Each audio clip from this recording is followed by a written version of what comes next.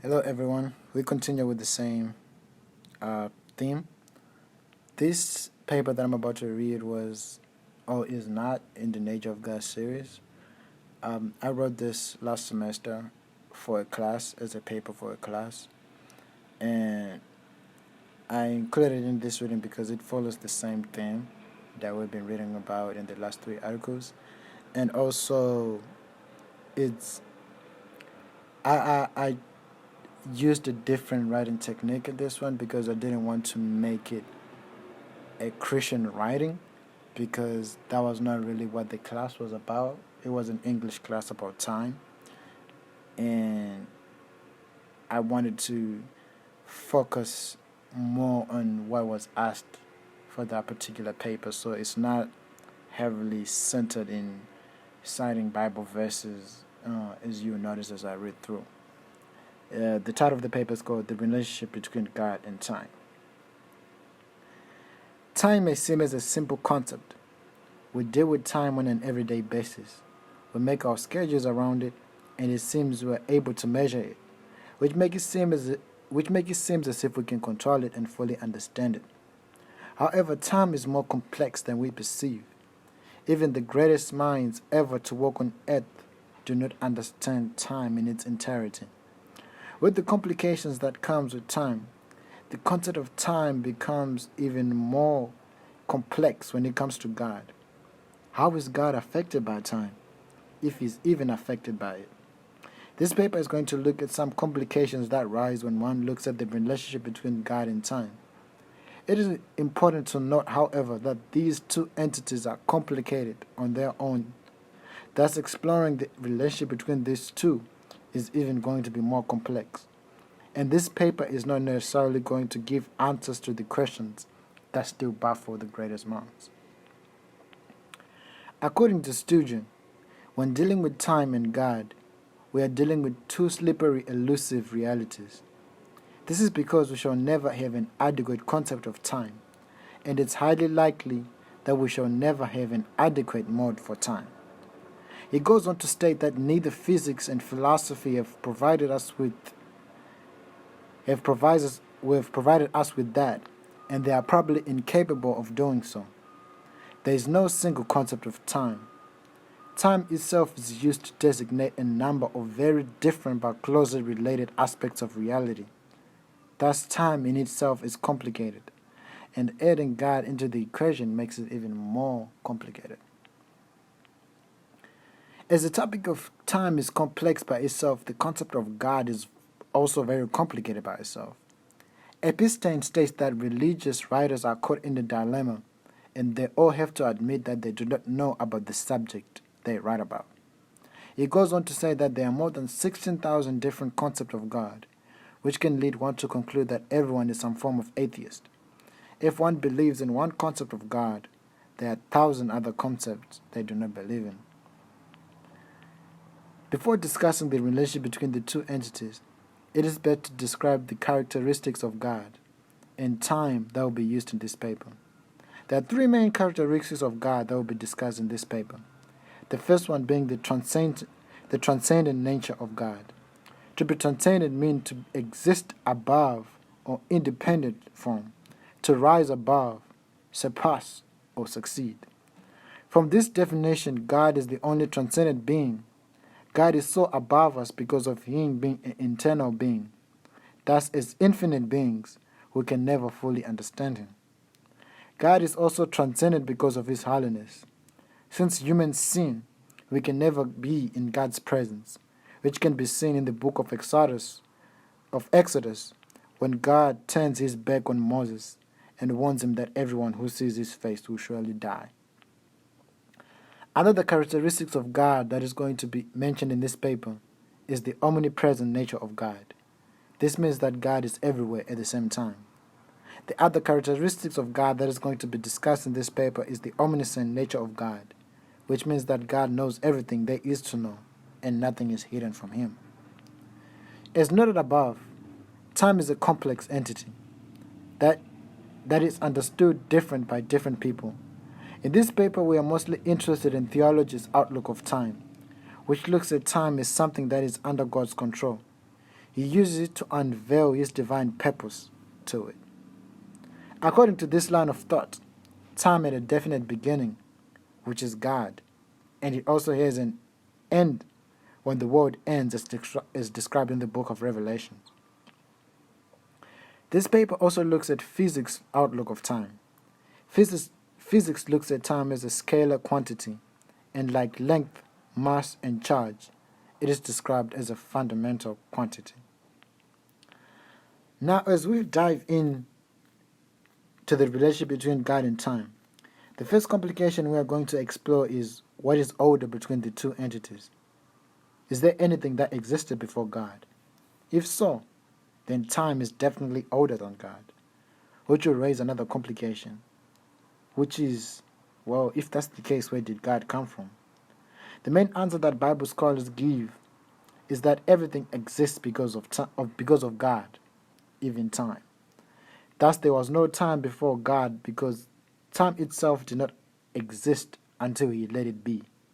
According to this thought, time had a definite starting point, which is God, and this may also mean that God is the true clock, so as to speak, because time came to be at His say-so. There's also another related explanation that even dives in a little deeper to explain what or if there was anything that existed before God. According to Hemp, a Christian teacher and scholar, before God created everything, God was in His own universe. He was not in space, because He created space itself. Thus, He was in His own universe, where He was the actual universe itself. He could not have come from anywhere, because that implies that something existed before Him. But God created everything there is. This admittedly can be very hard to comprehend, but it is a concept that has found its ways into comic books with characters like Ego the Planet.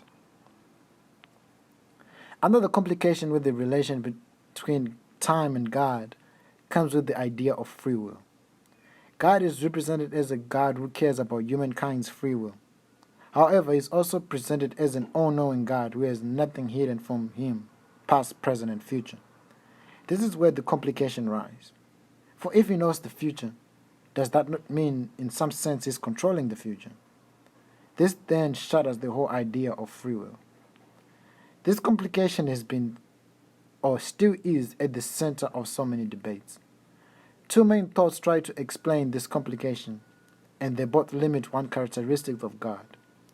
For one states that God casually interferes with the actions of free will of humans, which destroys the fundamental nature of God, which is His care about the free will of humans.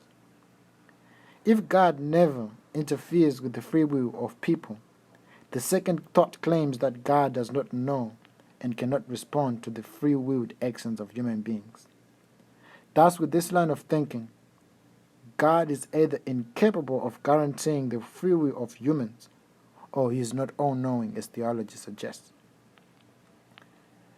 If the idea of free will is true, then this means that all actions are totally in humans' control.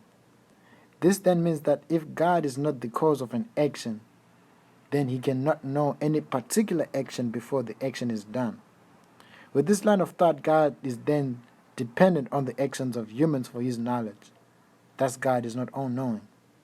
This obviously complicates things because theologians are adamant in their belief that God is all-knowing. The simplest explanation for this complication can be an argument that because God knows the future, it doesn't mean that He's controlling it. A simple explanation can be given in terms of someone given a weather forecast.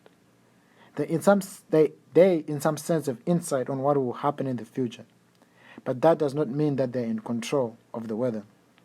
This applies to God as well, who knows the future, but it doesn't mean that He intervenes or He's directing anyone's future. Another explanation is that God is not confined with time as we are. The nature of God being absolute perfect, with nothing to add or subtract for Him, puts Him outside of time. This then means that God is affected by time differently than we are. We see things as past, present, and future because we are confined into seeing things in chronological order. However, when it comes to God, Time owes its existence to him. Thus, he is not confined to time as we are. There is no past, present, and future when it comes to God. Everything exists to him at the same time. Thus, our past, present, and future is all there in one place to God as is present. To God, there is no past, present, and future. There is just existence. Epstein comes with another approach to this problem. His approach is to differentiate two types of knowledge. He states that if we separate knowledge into knowledge of what actions humans are going to take, and wisdom knowledge, which is knowledge of what actions humans should take, it will solve the issue. Thus, if God is wisdom knowledge, he can know all and still maintain the free will of humans. The other big problem when it comes to God and time is the fact that God is internal. For God to be internal, it means that God exists outside of time and is not confined with time at all. Sturgis states that the notion of God we inherited from the Greeks is one of fullness of existence and perfection, such that nothing can be added and taken from God. Since then, time is often conceived as the measure of change. Absolute perfection seems to take God forever out of time. There is, however, a major problem with this idea of absolute perfection. Time states this is because the essence of God is to be in relationship. For God to maintain absolute perfection, he should withhold everything that is not of God. However, God cares so much about relationship, which is the reason for his creation of beings and his communication with them.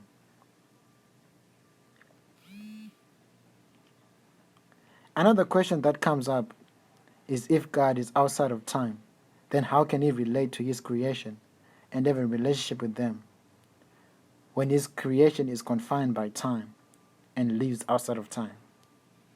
If God is internal, then he cannot interact with anything that is not God because he is outside of time.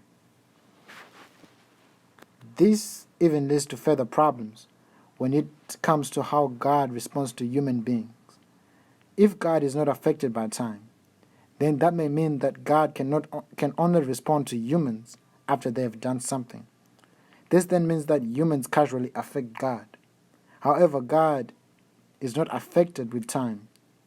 He cannot be affected by anything other than himself, since to be affected by a human being is some form of change, and change requires time, which God is not affected by. This then complicates how God relates with his creation. This essay shows that there are major complications that are there when it comes to the relationship between God and time. These two concepts are complicated on their own because there is so much we do not know about God and time. Thus, an endeavor to explain the relationship between the two seems doomed from the start. However, like many other things which we do not fully understand, we still seek more knowledge on this topic. And despite the probability that we may never fully understand these two entities, the debates and works that have been written on this topic provide us with a lot of information that helps us understand it a little bit more. So as I say, this paper was for a class, and there are certain things that I have to quote in the paper because it was more of a research paper. And there are certain things that I have to quote, that I had to quote, and certain perspectives that I had to write about that I don't necessarily agree with. So if you have listened to some of my writings, you can probably pick that out, but I just want to put that out there that not everything that I quote in this paper, I don't agree with everything that I quote in this paper. It was a paper for a class, and I just included it in the reading because I feel like it goes along with the theme that I've been talking about in the last 3 articles. Thank you. I hope you enjoy it. And as usual, if you have any questions, don't hesitate to ask.